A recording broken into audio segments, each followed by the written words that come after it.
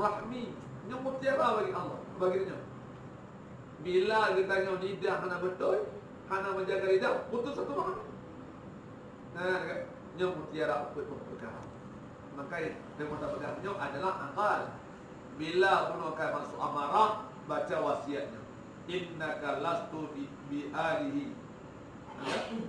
Wa innaka satumu wa ta'udu ila turab fayaqulu bunu ala ba'duka ba'da. Jika putus satu, berarti dah kena Allah. Nauzubillah, kafir. Yang kedua, ketika lo putus satu anak betul, lo akan mati. Yang kali, jika lo mati, Allah tahu lantan no, dan mati ke saat no dipajuk di binatang lantan. Ya tu ni, sepada ingat-ingat.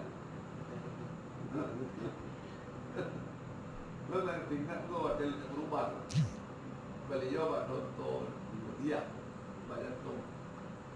Beliau ketika kuliah di luar negeri, macam orang minta, tapi lo terkuat biar cerah beliau, beliau sakit. Lo cukup pada orang bergawa. Nanti dikat dengan bina salah. Ketika tersebut dalam keadaan beliau berkata, lo cukup pada orang bergawa.